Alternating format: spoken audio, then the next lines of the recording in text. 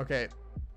Everything here was stuff that was gone over in the stream. So minor new content. It's now possible to have multiple blight encounters in a single area. The duelist has received audio dialogue for part 2 of Path of Exile.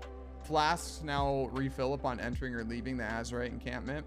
Raised specters, most recent monster types, are now saved to your character and may be desecrated. Wow. I can't believe they just snuck this in a minor thing. This is huge. This is like massive quality of life for Detonate Dead builds, VD builds, and Spectre builds, like just minion builds. That's huge. That's massive. Delve monsters that glow now fade their glow on death. Thank you.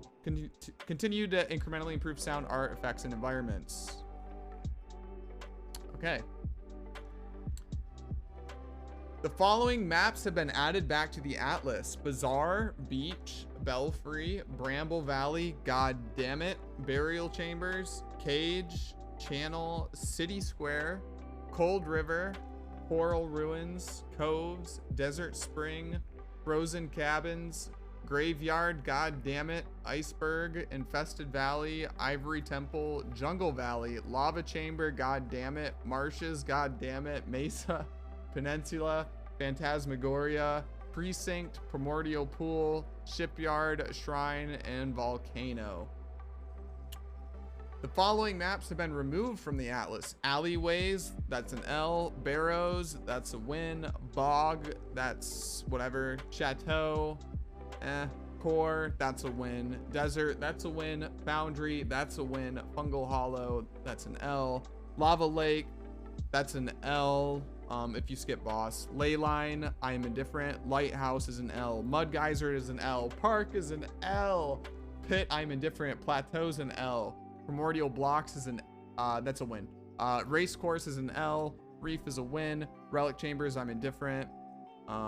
Sepulcher is an L. Siege is an L. Spider Layer is an L. Sulfur Vents is a win in my opinion. Sunken City is a L. Terrace is a, I'm indifferent. I don't like it, but some people do. Tropical Island is a huge L. Waterways is an L. And Wharf is an L. So we took more L's than we won.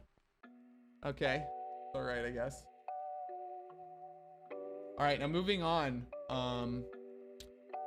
Vol Temple is no longer on the Atlas. Now obtained from corrupting tier 16 maps. Thank you. Get this shit off of the Atlas. Thank God. I hated that, dude. I hated being in Glen. Or they changed it. It was Valdo's in this last patch. Being in Valdo's and I couldn't favorite maps until I did Vol Temple. That was fucking cancerous. They should have done this a year ago. All right, moving on. Introduce a new synthesis map base type with great pleasure. Thanks for a resub, Blade. Appreciate it. All right. Introduced a new synthesized map base type, which all 5 unique synthesis maps now use. This map is not found on the Atlas. Some of the map bosses you were required to defeat to upgrade your Pantheon have changed as a result of these Atlas changes, of course. Crafting recipes that were previously unlocked in maps that have been removed are now found within other maps. Okay. Favored map slots are now unlocked upon completing specific content or defeating specific bosses. The Conquer and Awaken encounters can still be accessed. If you're lucky, Keurig may offer a Conquer map. So basically they got the Guardian treatment. They're going to be influenced on random maps, just like Elder and Shaper Guardians. Exactly as we expected. No surprise there. Keurig can now offer missions involving expedition, ritual, heist, and ambush mechanics. Introduce new modifiers that can roll on maps, expedition logbooks, heist contracts, blueprints, and delve areas. Introduce new modifiers that can be obtained from sextants. Maps, heist contracts, and blueprints can no longer roll. Players have point blank. Cool. The Maven Orb is now called the Orb of Dominance and no longer drops from Maven. Okay. Makes sense that it's not called the Maven Orb. The Orb of Unmaking no longer drops from Maven. We don't have any Atlas passive tree points, so that would make sense. The Hook Divination card has been temporarily disabled, and existing cards cannot be turned in currently. Added a new Harvest Craft that allows you to change a Conqueror fragment into another random Conqueror fragment of that type. Added a new harvest craft that allows you to sacrifice a tier 14 map or higher to create a random conquer occupied map. That's cool. Existing Scourge maps no longer mention any Scourge gameplay mechanics on them, as they will now no longer have an effect. Okay. Rewards from Conquerors. Problem: Awakened Gems are a significant damage boost for many builds. With Sirius and Conquerors being moved to optional, less consistent late game content, Awakened Gems will not have a reasonable method of acquisition. Solution: move Awakened Gems to a different drop location. Awakened Gems no longer drop from Conquerors. Some Awakened Gems can now drop from the Maven's Crucible, with all Awakened Gems now being possible dropped from the Maven. Okay. I think that is a positive change. With Conquerors being moved to secondary late game content, influence items will be harder to obtain. Certain generic modifiers from influence items are significant improvements to damage for a large subset of builds. Unlocking that power behind the influence mechanic limits both player options and pushes players to chase the secondary content more. Solution: move certain powerful influence modifiers into the base item modifier pool, out of the influence modifier pool. These modifiers will still have a high level requirement. Specifics: influence amulet prefix modifiers that grant, okay, so they turned the +1 level gem that is no longer an influence modifier. It is a global mod. They said that in the stream. Influence prefix modifiers that grant increases to max resistances have been added to the core shield modifier pool and can no longer roll on influence shields. Okay. Influence prefix modifiers that grant increase to max resistance on boots, gloves, and helmets are now suffix modifiers. Okay. Shields that drop from delve chests no longer have their own maximum resistance prefix modifiers. They're now able to roll new generic modifier normally. Synthesized shields can no longer roll increases to maximum resistance as an implicit modifier. Okay. Problem: rewards from the Maven. Some of the unique items that drop from the Maven are not powerful enough due to changes to the structure of the endgame content. Okay, this is huge. Solution: improve these unique so they feel appropriate as a reward from endgame boss. Doppelganger's Guise now has a 30 to 40% less physical and chaos damage taken while sane, previously 15 to 25%. Existing items can now be updated with a Divine Orb. Okay, so I expect the belts to be big. Arn's Anguish now has +1 to maximum endurance charges. Alessia's Delight +1 to max frenzy, and Graven's Secret +1 to max power charges. This wasn't what I was expecting when they said they'd be buffing it. So you would get, okay, so if we, let's look at the reading on this. So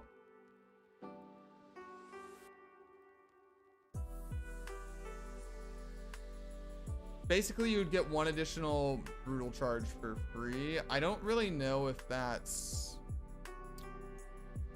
what I was hoping to see was that you would retain your charges. So I like what I expected, to use this item as an example, is instead of changing endurance charges to brutal charges, I just expected you to retain endurance charges. Does that make sense? Like, I expected them to change it so instead of all your endurance charges become brutal charges, now you just have your endurance charges and your brutal charges, and your brutal charges are equal to whatever your endurance charges are at. That's what I was expecting. This change, I don't know if that's enough for these to see play, but I guess we'll have to see. I don't know if that's going to be enough. Legacy of Fury no longer has a -15 to -10% to all res. Existing items can be updated with a Divine Orb. Now has nearby enemies are scorched instead of drop scorching ground while moving, lasting 4 seconds. Okay, universal buff, that's fine. Moving on, Atlas base types. Let me turn this down a little bit.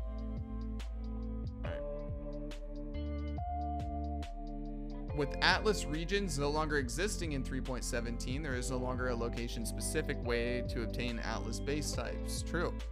The new Atlas has no clear distinction for how different locations could drop specific base types. Solution: make Atlas base types into regular item drops but have a lower chance to drop. I think that's perfectly fine. To be honest, I feel like a massive amount of the player base probably does, like, if they even read the patch notes, they were probably just learning that certain items only drop in certain parts of the atlas. I imagine that a lot of players, to be honest, don't even know that this was a thing. So this doesn't affect them at all, and now they'll get items more frequently. if I had to guess, that's what I would assume.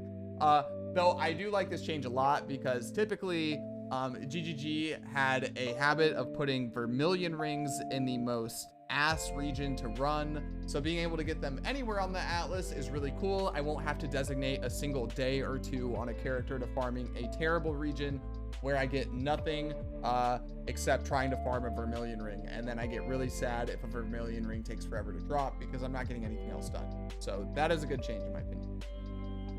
Sextants. Problem. Sextants were previously applied to Watchstones, which you could acquire very early into your atlas progression. Sextants will now be applied to Void Stones, which are something you'll encounter very deep in your atlas progression. Solution. Have Sextants begin dropping closer to the time that you'll actually have a Void Stone, so that you're not stuck with Sextants that have no use case. Okay. Specifics. Simple Sextants and Prime Sextants have been removed from the game. Instead, the modifiers that you could obtain from these Sextants have been moved to the pool of modifiers that Awakened Sextants have. We've also moved some of the drop weighting / drop chance that these Sextants had to the Awakened Sextants, so that you're getting roughly the same total amount of Sextants that you were prior to this change. Existing Simple and Prime Sextants will all be converted to Awakened Sextants. That is a change for standard players. Stored crafts that exchange Sextants for another type of Sextant have been removed from Horticrafting stations. Chimeria's Betrayal Research Safe House Resort rewards are now Orbs of Unmaking. So they're keeping Orbs of Unmaking as a refund mechanic. They just took them away from Maven. That's important to know. The monochrome divination card can no longer be obtained. Existing divination cards can still be turned in, awarding 10 Awakened Sextants. Okay, so that's actually important. This right here is important. So it's safe to assume, obviously, that the weighting of Orbs of Unmaking have been increased substantially, since you're going to be using a lot more passives. If we think about it like holistically, like before you had like, I don't know, what was it, 5, 10, 15, like around like 20 passive points you're putting in, or roughly like 20 to 26 or something like that, roughly passive points across your whole atlas. And now we're gonna have basically 4 times that, almost 5 times that. So you could expect Orbs of Unmaking, at the very least, their drop rate to go up by 5 times, and they can drop anywhere instead of just Maven encounters. They said they specifically took it out of Maven encounters. Probably expect to see it as roughly as often as an Orb of Regret, I would say, would probably be reasonable. And on top of that, if you really need to like respec certain points on your atlas, like what I expect to see early on in Atlas progression with the passive tree, you're going to spec a lot of nodes for map drops and stuff like that to get your initial sustain up. I can't see it working any other way. Later on, once you get your map base solidified and you're like pushing more endgame stuff, you'll want to respec your tree to go for like endgame rewards, farming Legion and stuff like that, right? So if you really need to focus farm Orbs of Unmaking to respec your tree, you can go do Betrayal, farm Chimeria, and research and get tons of respecs that way. It's really nice that they're adding a actual focus farm method to respec your tree instead of it being completely RNG. That's good change. Okay, moving on. Trading Sextants. Problem, there are only 4 voids. Okay, so they went over this in the stream. Basically, if you get a good Sextant mod, you can pay Kirak 1 Chaos. He will give you an item that itemizes the Sextant mod, and then you can trade it to other players. As an SSF player, I'm probably never going to use this, but cool for people who like that. Okay, Vol Temple map. Problem.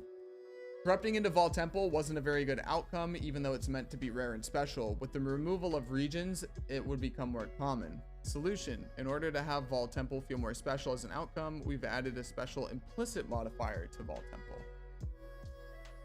The area contains 10 additional guarded Vol Vessels. Implicit modifier on Vol Temple forces the map to generate 10 Vol Vessels.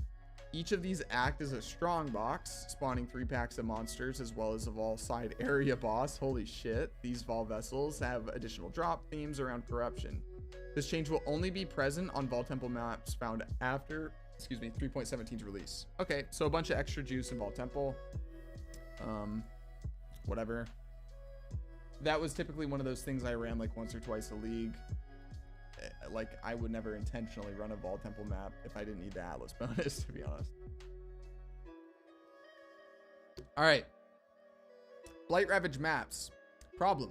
Blight Ravage maps are generally not as rewarding as regular blighted maps given the time investment and difficulty increase. Solution. Improve the reward.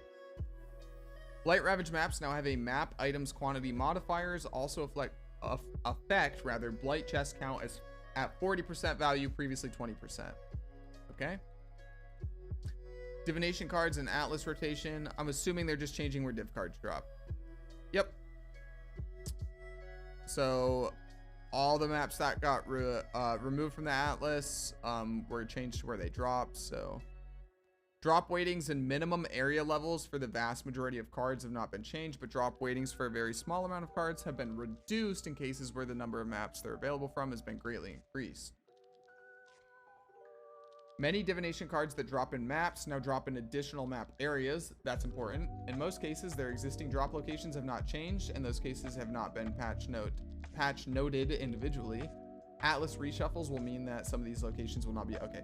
So basically, like they typically do, they took maps out of the Atlas. Wherever div cards dropped in those maps, they had to add them to, you know, maps that are staying on the Atlas. But an important change, it looks like, is that they're increasing the amount of maps that div cards can drop from. So like I guess a good example is like, let's say the Death's Oath, like the Oath, I think it's called, the Death's Oath div card, I'm just gonna ask pull, can only drop from Malformation. Now it can drop from Malformation and Courthouse and Bog or something. Again, an ass pull, but just an example. So that's pretty cool. Prophecy. Problem. Prophecy sucks ass. Solution, delete it from the video game. Yep. Navali got murdered. You can still fight the Fawn for some reason. That's cool, I guess. Yeah, so a lot of this already deleted. I don't think I want to go over all of this. Looks a lot of these were just upgraded. Yeah, I went over the Dancing Dervish thing in the manifesto. Aziri's Reflection is now a road drop from Aziri. That's pretty cool. People might actually fight Aziri now. Okay. Pale Council deleted from the game. Their unique items are now part of the core drop pool.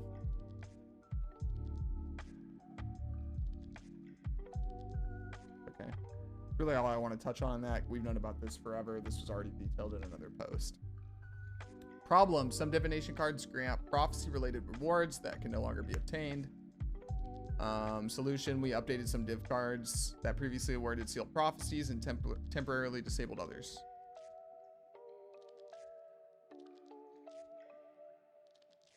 Okay, so instead of getting the prophecy for it, you just get the item, it looks like. Yeah, okay. Betrayal. Problem. Leaders are only able to reinforce a job in specific situations where another job member is at a higher or lower rank. This can result in a player unknowingly preventing a leader from joining and locking out any reinforcements from joining an encounter. Solution. Betrayal job leaders can now insist as reinforcements on a job if there are a total of 3 ranks worth of syndicate members on that job. This allows you to draw a leader out more easily by having multiple equally ranked members on a job or a single rank 3 member on a job. Okay, if you guys don't know what this change means, basically before, if you didn't know, if you had someone at the leader of a I can never think of the name. The leader of a specific job, I guess I'll call it. They're actually like way less likely to spawn. So if you have like Elrion as the leader of fortification, he is way less likely to spawn. So if you need to farm Elrion for something, or you want to level Elrion up, or you're trying to farm him for his like veiled modifiers on the jewelry, it would be really hard to get them to spawn. So this, as long as you have at least 3 ranks total, the leader will now be more likely to spawn. That's a really good change. That's a good change. It will make it a lot more consistent, a lot less of a headache to try to farm them. Because typically what I would do in the past is just try to kick out all the members to try to like force the leader to spawn and only have like 1 or 2 members there. It was like very RNG and very annoying. So good change. Delve biome modifiers. Problem. Newly introduced Delve We're gonna restart. Problem.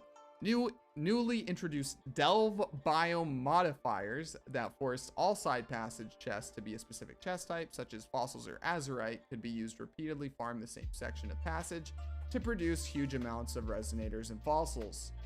People abusing Delve. Nothing new there. Solution. Change Delve biome modifiers that force chests and side passages to be a particular chest to instead only affect chests behind fractured walls. Modifiers that made side passage chests of a particular type remain unchanged. Problem. Newly introduced Delve biome mods that cause the crawler to consume less sulfite could be used to farm experience very efficiently. True. By finding a biome with a high value of this mod, repeatedly running the same path, and logging out before completing the encounter. Solution. Reduce the values of sulfite used biome modifiers. So this is so useful. So this is like what I was abusing in the XP race for the Atlas invasion, because I got up to like rank 2 or whatever it was on like day or 2 or 3, and then I like didn't play for the next 5 or 6 days, and then a bunch of people ended up catching up to me and pushing really hard, and then I got into like a last second race, like the last 12 hours of the race, I decided to sweat, and this is basically what I was doing. Pumping all my sulfite, going to one, you want to get one really, really long node that has like 70% less sulfite, and then you just run it, get to the end, log out, run it, get to the end, log out. It's not really RNG.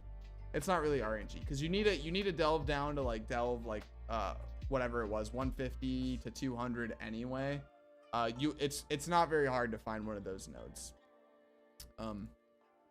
So yeah, this actually doesn't get rid of that though, so it will still be a thing from the looks of it, because even if you don't have one of the reduced values, it was still worth doing. So this doesn't change a whole lot, just makes it less lucrative than it was before, but it'll still be pretty good. They now range from 20 to 50%, down from 25 to 100%. The highest tier becoming available at depth 500 plus. Okay, that's crazy, but even if it's only 20% at Delve 150, it's still, like I said, 100% worth running. Very good. Okay, moving on. Wait, hold on. I am here. How much we got? Holy fucking shit. Okay. We're almost halfway. Oh, I see martyrs. I see martyrs, guys. I'm happy. I see martyrs. Okay, let's get through this first. Act 2 improvements. Problem. Many monsters in Act 2 are not up to the standard of challenge and polish of other content. Solution. Improve the behavior of most Act 2 monsters. Raise the life of some weaker Act 2 monsters, and add new monster varieties to some Act 2 areas. Specifics. We've adjusted the life and damage values of various monsters in Act 2. New monster types have been added throughout Act 2. Spriggans, Wasp, Undead Vol, Scuttlers, and Salvagers. That's pretty cool. Spriggans sounds neat. I don't think we have any Spriggans in PoE. Tormented Martyrs. All right, I've been bitching about this for like 2 years. Problem. Monsters touched by tormented martyrs explode on death. The danger posed by this explosion is hard to predict due to being dependent on the monster's main hand attack damage, which varies widely between monster types. Solution. The damage dealt when tormented martyr touched monsters explode to be based only on the monster's level, meaning that every monster in a given area will deal a similar amount of damage when it explodes. Fuck. No. That was not what I wanted to read at all. I finally see Martyr in patch notes, and they're like, we changed the scaling a little bit, so you might get fucked a little bit less often. I mean, I don't think I've ever died to Martyr, but I have almost died to Martyr a million times. To remove tormented spirits from the game, dude. Like, honestly, who the fuck likes this mechanic? Okay, all right, moving on. Existing monster mods. Problem. Certain random monster mods have outdated values, and a more diverse set of mods are required for Arch Nemesis to provide an even spread of effects on killing rare monsters. Solution. Update and add to monster mods. Add more options for caster monsters to allow more diverse mod outcomes. So, this is important, guys. Remember, in the community podcast during Expedition, Chris promised that we would see a fix for aura stacking on rares in 3.17. I am looking for that in these patch notes. Hopefully when I click specifics here on the spoiler, I see something. Hopefully with this Arch Nemesis rework, that's what this, like, the goal of this was to fix these aura stacking mods. I'm gonna be very, very sad if aura stacking is still a thing. Okay. The aura radius for allies move and attack faster has been increased to be the same as other monster auras. Caster monsters are now able to have an extra damage as a modifier. The plated modifier now provides 30% additional physical damage reduction instead of armor. It still only appears on monsters that have armor. Added new magic and rare monster modifiers for chaos res for all monsters. Added mods for extra lightning damage for caster monster or for attack monsters, and cast speed and spell damage for caster monsters. The allies deal substantial extra phys damage mod no longer has the word substantial in it, though the values have not changed. Evasion rating mod for monsters is now a prefix instead of a suffix to match armor and energy shield mods.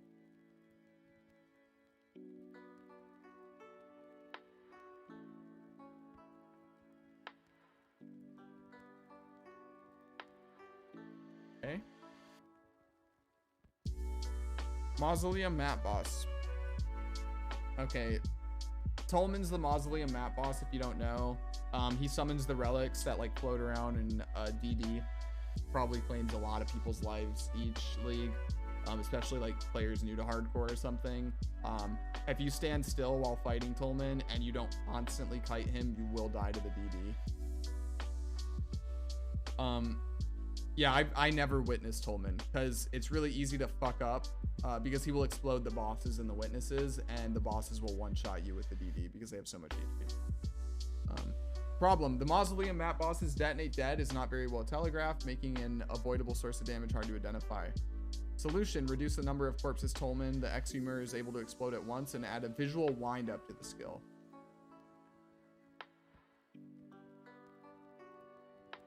So we're gonna have to see how much of a wind-up this is. If it's not enough, then I'm still not witnessing the boss because the risk is just not worth it.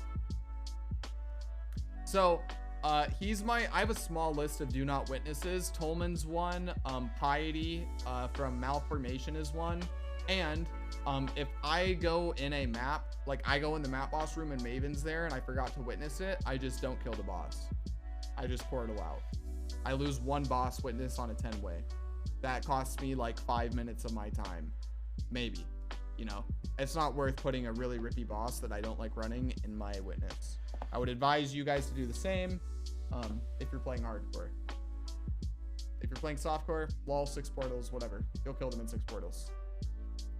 Curse bosses are not actually that bad. So actually, I have to go over that. So the other day I was in Discord with Mosh for like 6 hours going over my rip clip, and I was actually the victim of a Rise QT bug. We can go through that in a little bit if you guys want, but I was not killed strictly due to the curses, because even if you math out all the curses that were on the boss, I would have gotten hit with about 1,000 life remaining. But I was actually the victim of a massive bug that I found that has not been bug reported. So maybe I should do that, but we can go over that later. Let me finish reading the patch notes. It's actually insane levels of unlucky. It's hilarious, but we'll get to that later. Thanks for reminding me. Hit-based spellcasting.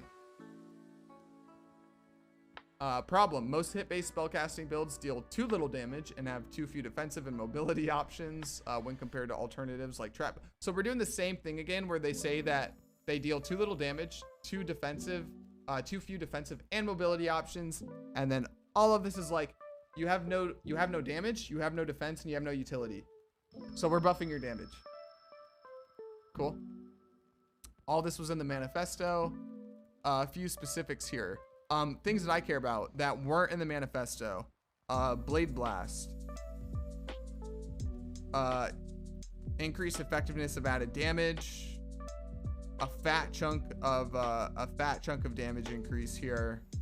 Quite a bit, actually. Looks like 50%-ish. Blade Vortex, another one. 191 at gym level 20 with an additional 10% effectiveness of added damage. Blade Vortex builds might be back in now. That is a pretty sizable damage increase, another like around like 45%. Cold Snap doesn't really matter. This is only the on hit damage, so this doesn't really matter. Same for Creeping Cross. Dark Pact now deals 56% more damage with hits and ailments if using your life at gym level 1. Previously 40%, up to 136% at gym level 20, previously 97%.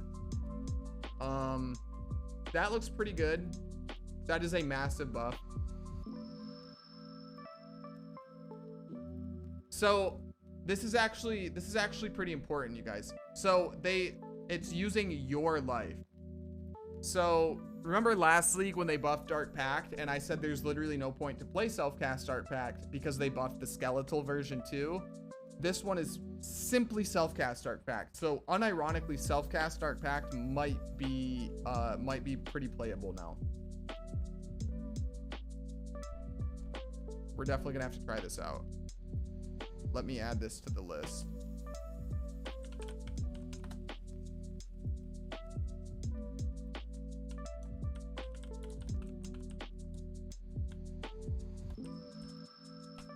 Potential skills here.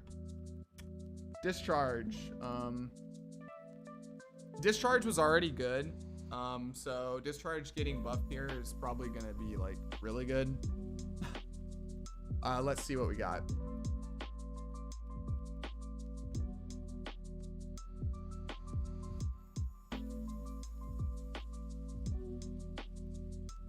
So 1918 lightning damage, up from 1297. What about the fire damage? 600% effectiveness of added damage, up from 450 is huge. They did reduce the ailment damage though. Where was the fire damage at? Okay, 1535, previously 1037. So about 50%. So it's a 50% damage buff for the fire, but you have to keep in mind they reduce ignite damage by 28% as well as giving you 5% less damage with ailments on top of that. So, but it does have an additional 150% effectiveness of added damage. So I think like roughly overall you're getting like a solid 40-45% damage increase on your ignites. Because again, you will want like the flat added fire buffs and stuff. That does affect this. Doom Blast is from Doom support.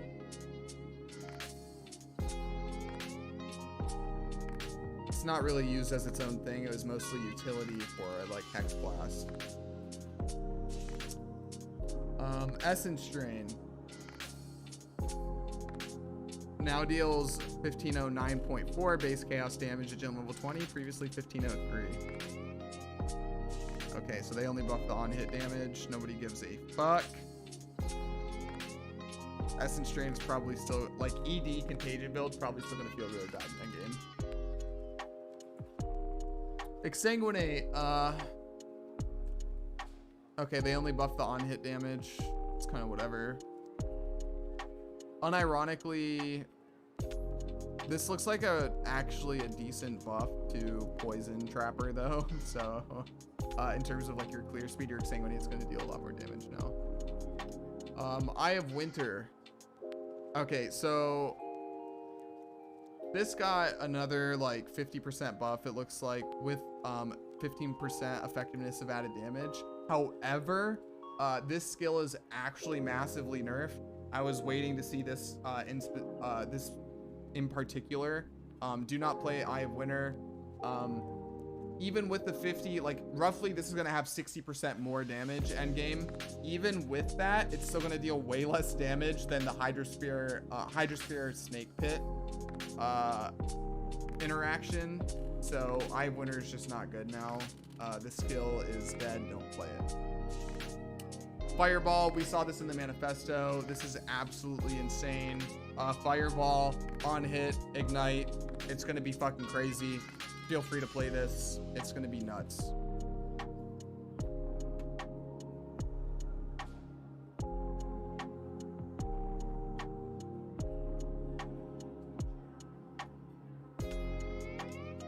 Forbidden Right buff.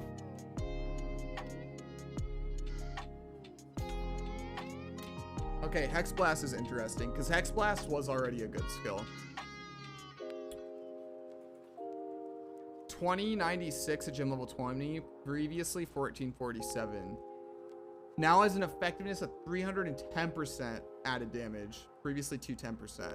Okay, so this is two things. This skill was already really good. Okay, it was super slept on. They buffed the shit out of it, as well as the effectiveness of added damage means that going Archmage with this is probably really good again. Going Archmage Ignite with Hex Blast is probably going to be one of the strongest Ignite skills this league, if I had to guess. That is like absolutely silly. All right, moving on. Ice Storm now has an added damage effectiveness of 100%, previously 60%, which affects the 3 to 5 base cold damage per 10 intelligence.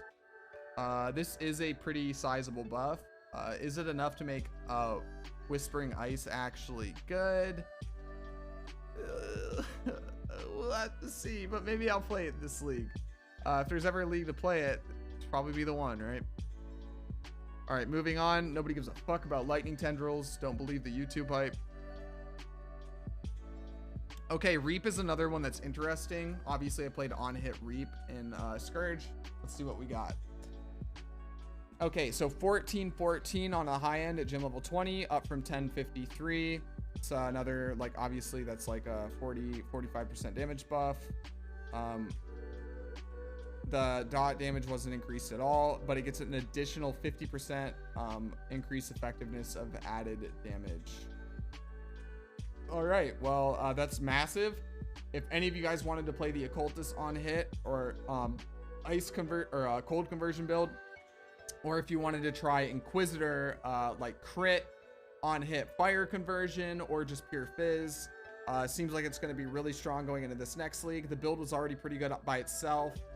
I actually think this build is getting massively buffed because not only are you getting buffed from, you know, the Reap skill itself having way more damage, which makes Awaken Spell Cascade less mandatory. Farming Awaken gems is now going to be a lot more accessible, in my opinion, than it was previously. I assume the Awakened Spell Cascade is going to be considered one of the high tier ones that will only drop from Maven herself. But personally, I don't think Maven is like that big of like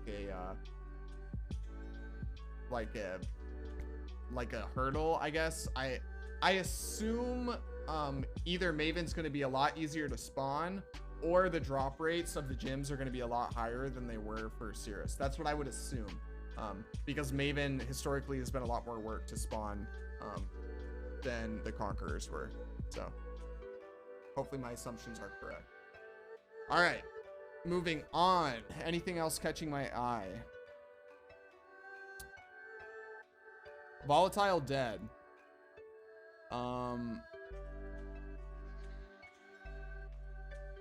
Okay, another big damage buff. Do keep in mind, if you're playing this with like a Spellslinger build or something, it effectively is no change. If you decide to go for self-cast Volatile Dead, this is a massive buff. I actually love, surprisingly, I love self-cast Volatile Dead. I think it's really fun. Is it going to be better than the Spellslinging version though? Probably not, because in the Spellslinging version, you fit in Detonate Dead as your 5th or 6th link, and you have Giga damage, so this will be playable for sure. Probably not going to be better than Slinging with BD though. Winter Orb, okay. The buffs on this one were a lot more reserve. I think Winter Orb's still going to be pretty ass. This might see play in Trade League, though. Those damage numbers are still really, really low. And you get projectile frequency while channeling. Kind of whatever. Vortex, we don't care about. They're only changing the on-hit damage. Everything you see here, everything here that is a dot, only the on-hit damage is changed, not the dot damage. So, doesn't matter. Changes been made to supports. Okay, so these are all, yeah, these are like bringing down like triggers and traps and all sorts of stuff like that. Some buffs made to dedicated totem and trap skills and some attacks that are designed for Ignite. Shockwave, Holy Flame, Lightning Trap. Okay, all this was in the manifesto. Unleash, Giga nerfed. Don't fucking use this next league. It's trash unless your build like needs it, like self-cast Detonate Dead or something. Otherwise, don't fucking use this. Use Spell Echo. They killed this gem for some reason I do not understand. Cast speed mods. Quick glance over it. Yeah, they didn't change anything for manifesto. All of that's the same. Threshold jewels are no longer offered as a quest reward. Hazardous research no longer has. Okay, ring of blades. Freezing pulse. Okay, I don't understand why these specifically were not listed with the other spell buffs. But we have seen all of this as well. Ground Slam getting a shit ton of radius is really cool. I actually unironically think Ground Slam might be playable this league as like a fast mapper. Those of you who don't know, I actually did test Ground Slam and Vol Ground Slam last league on a Berserker. I think on a Slayer with the additional 4 radius and all the AoE scaling, that you could play Vol Ground Slam and it would feel pretty good without needing to use Seismic Cry. So that's pretty neat. The rest of these we don't really care. Obviously my build list that I need to do, these are all going to be build diaries next league. I don't know what I'm starting yet. There's gonna have to be like a lot of theory crafting and whatnot, but EK Nova, super excited about this. Vol Spark, super excited about this. Vol Fireball, excited about that too. EK Nova and Spark, I'm very specifically excited for because those are builds that were like pretty good when I started playing the game, or were just falling out of the meta, and I never really got to like experience them at their heyday. And they should have more than enough damage to handle like tier 16 content. Obviously, there's still going to be asset bossing, but who cares? It's not what they're for. Down towards the bottom of the list, as we just saw in the patch notes, Blade Vortex actually looks good again. Dark Pact, Self-Cast looks like it's going to be pretty fucking solid this league. Obviously the bow skills as well, very excited for those. So this is my current build list of build diaries, if anyone's curious, sneak peek.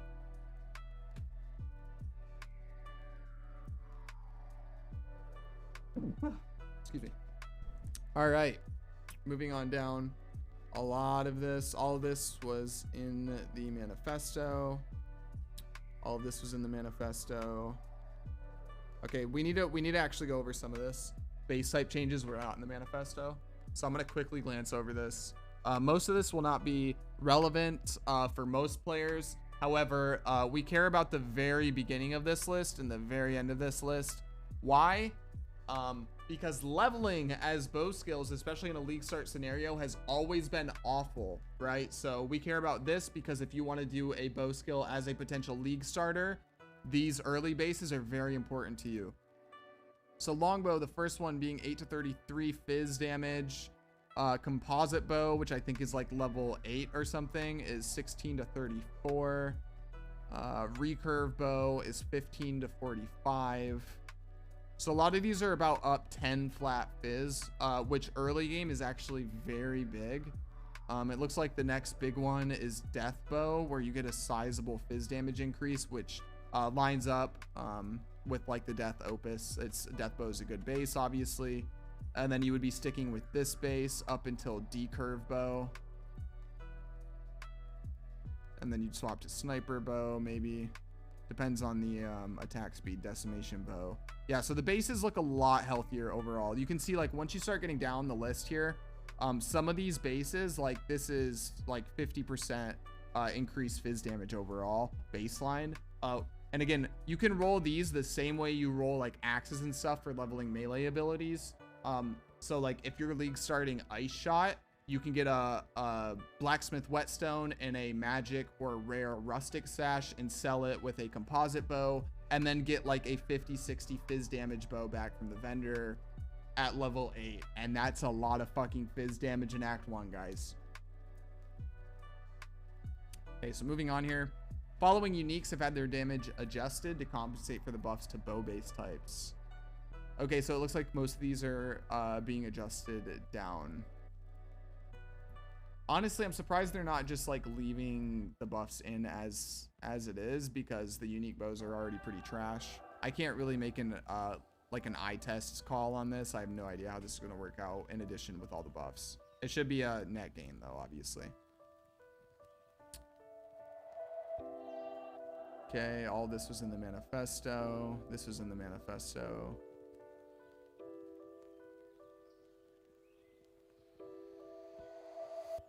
All right. Sources of added damage. All that was in the manifesto, word for word. Hydrosphere being dead was in manifesto.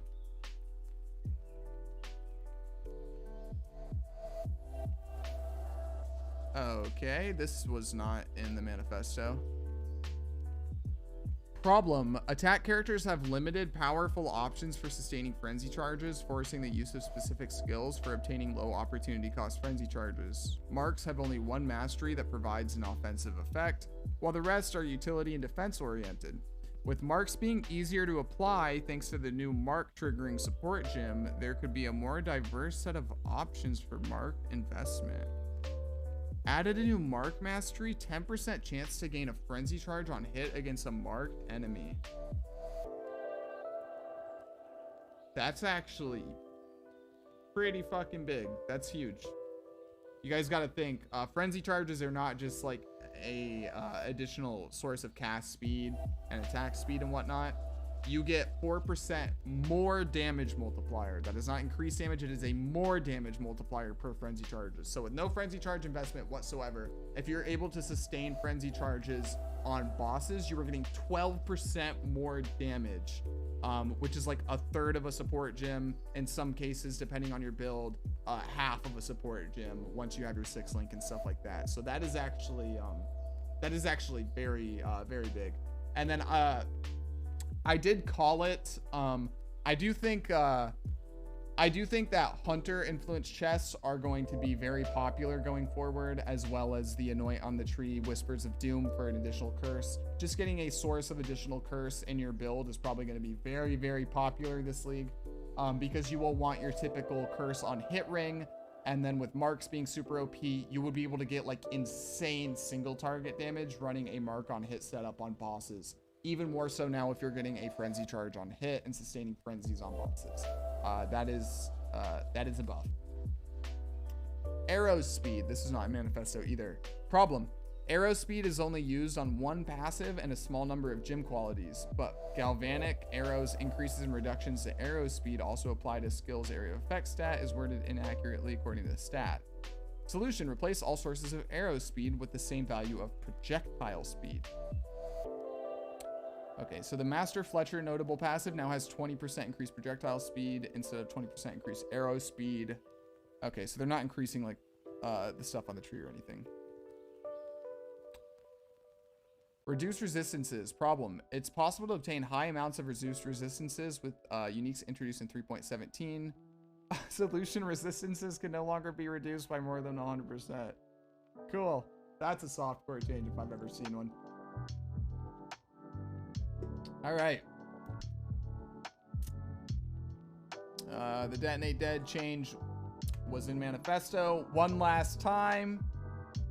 Everyone who told me I was on copium when I said they wouldn't change corpse health scaling or just generically nerf Detonate Dead, get fucked.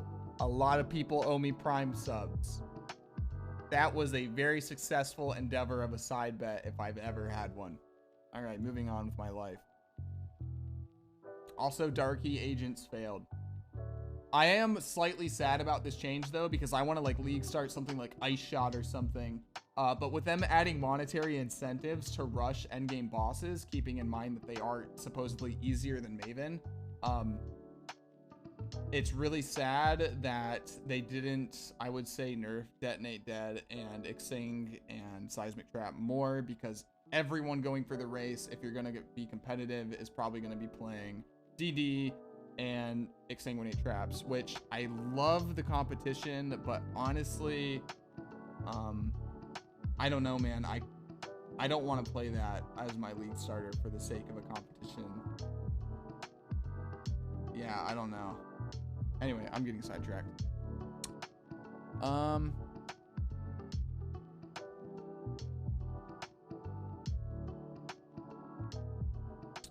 Problem. Certain corpses have far higher life totals than other, giving extreme survivability when used as a specter, and very high damage of skills based on their corpse life. I might be about to eat shit. Hold on. Solution. Lower the life of specter versions of monsters that have very high life totals. Their life is being brought down to match Katava's Herald monsters. This will affect their corpse when created with Desecrate. Okay, so we have to check. PoEDB Katava Herald. We have to check what this actually means.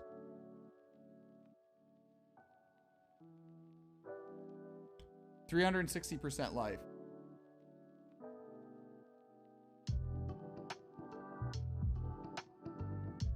They snuck that one in, didn't they? They snuck that one in, didn't they? You guys remember when we had the manifesto and I said don't trust anything because we don't have patch notes? That's why they debated hard. They debated fucking hard.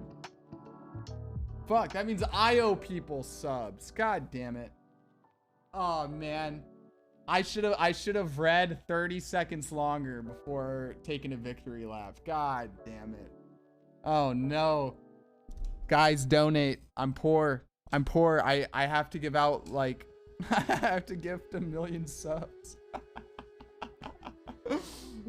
Half the damage. Holy shit. Well, actually, that's even worse. Because it looks like right here they didn't nerf Seismic Trap. Not really. So everyone's gonna be playing Exsanguinate Seismic Trap, and it's gonna be 1 build instead of 2. That kind of sucks, doesn't it? I would say nerfing only 1 instead of the other is kind of sad. So, real quick, let me say, this makes self-cast Volatile Dead earlier a lot more appealing. Triggered Spellslinger Volatile Dead DD will probably still be a very good build. I just think Ignite DD is probably no longer a go-to. I think normal self-cast DD is probably going to be okay. I think normal self-cast DD will be fine. I think it'll be a solid build still.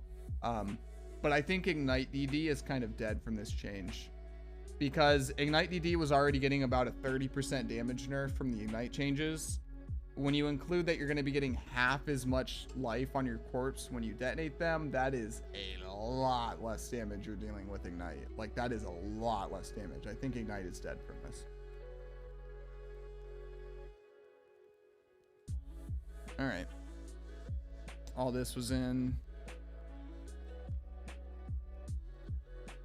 This was in. All this is manifesto stuff. Okay. Void Shot from the Void Fletcher unique quiver now deals 25% more area damage, previously 100%, and now has 65% effectiveness of added damage, previously 120%. I kind of called this. I said they would probably just kill the quiver to make people play the new stuff. They are.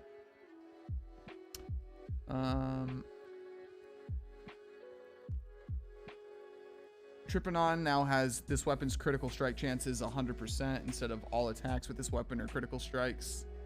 This means that modifiers to critical chance can reduce the weapon's critical chance below 100% now. The modifier of total mana cost of skills on Voidbringer and Apex Rage should not function correctly after the mana cost rework.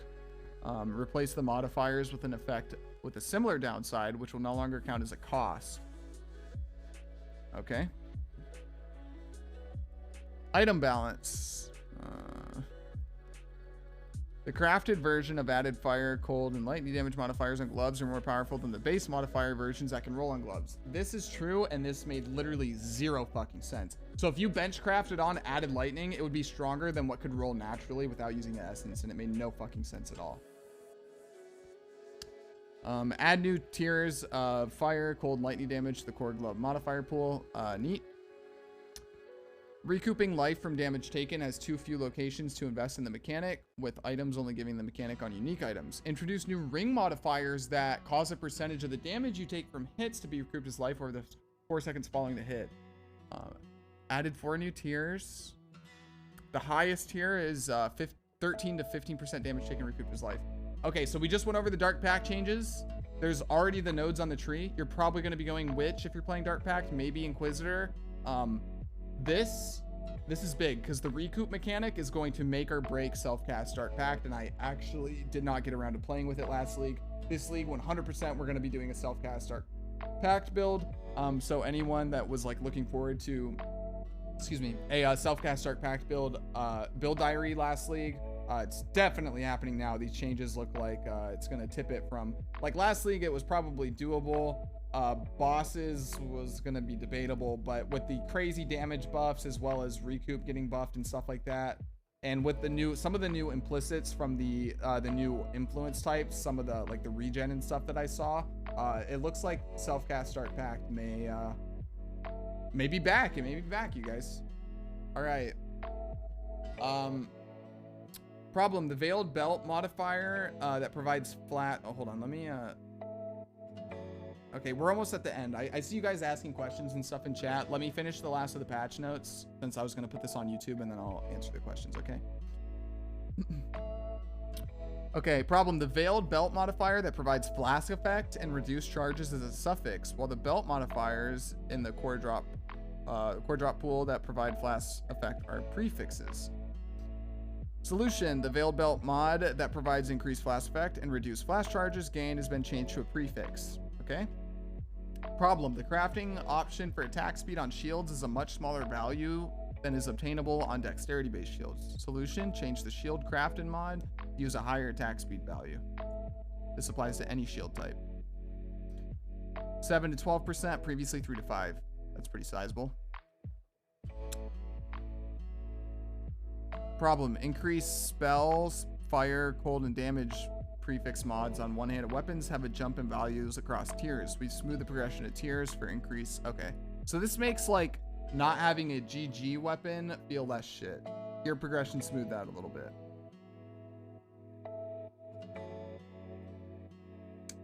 Yeah, so it goes up to like 10-15% a tier, which is a lot healthier than what it was before.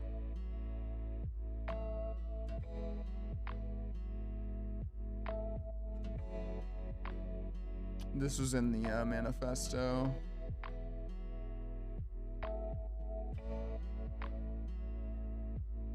The shortcut divination card allowed obtaining high-level flasks too early, but gave a low-level move speed mod. Solution: update its mod to the highest movement speed mod available and raise the minimum drop level to 80. Okay. Crafting recipes. Problem: with crafting recipes being removed from optional content in 3.16, the ability to unlock socket crafting option was moved far later in the game, when it is intended to be an early solution for guaranteed socket manipulation. Solution: these crafting recipes have been moved out of maps. They can now be found in the mines, the Grand Arena, and Calm Stronghold in Act 4. Thank you. Holy fuck. I complained about this so much the past 2 leagues.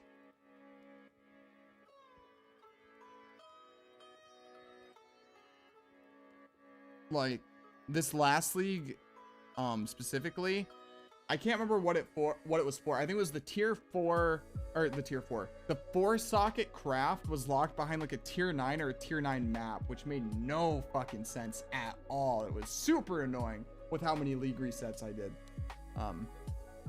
Absolutely no sense, because you couldn't Varici method, like you couldn't like do the bench crafting method to recolor sockets. You just had to throw chromes and pray, and it was so fucking lame. That's a great change. Should have happened a while ago. This was already announced. UI changes.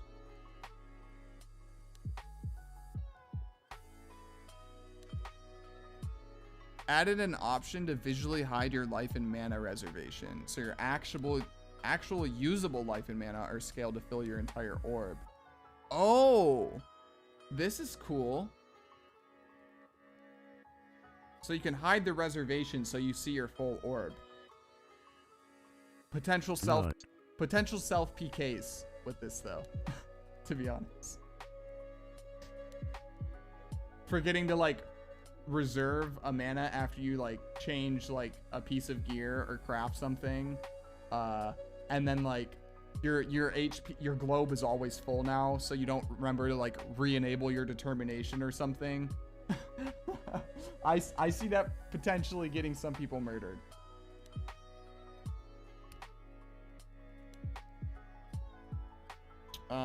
Advanced mod descriptions is on by default. It never should have been like this to begin with. I don't know why this was even an option in the game. Quest rewards.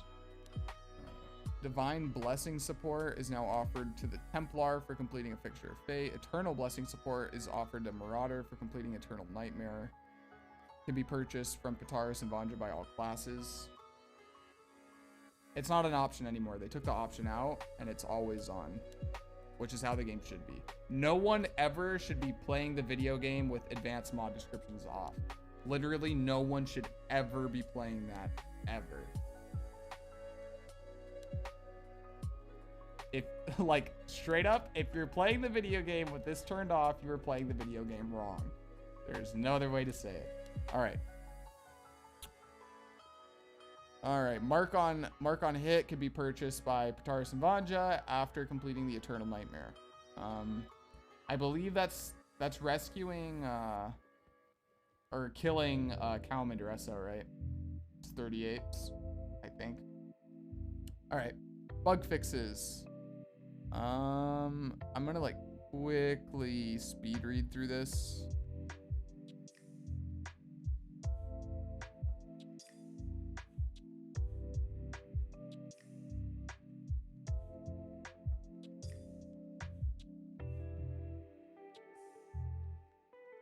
What the fuck is this? Fixed a bug where it was possible to damage yourself when using Vol Cold Snap? Yo, good thing I didn't play Cold Dot Occultist at the end of the league, man. Can you imagine murdering yourself to Vol Cold Snap? What the fuck is that?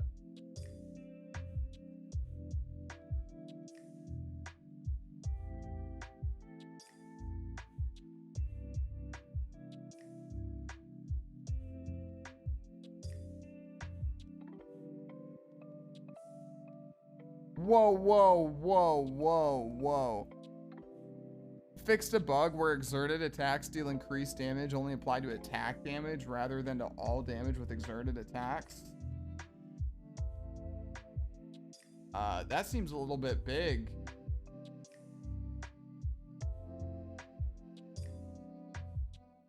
I don't know how much of a difference this would really make for like playing slams or stuff.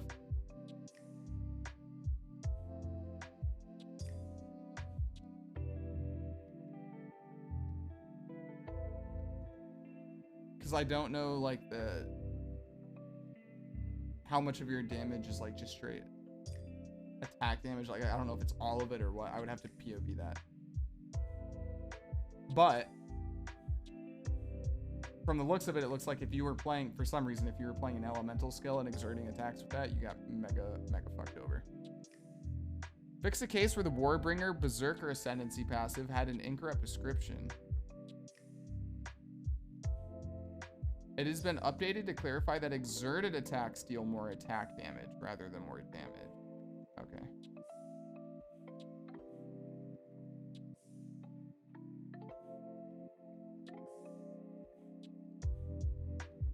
Fixed a bug where the damage from Vol Detonate Dead's explosion was able to be reflected.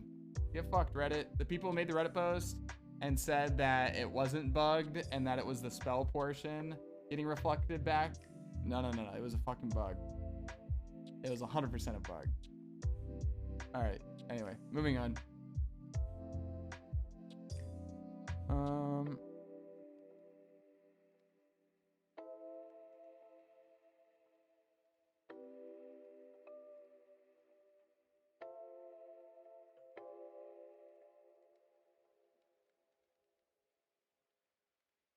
It looks like that's everything.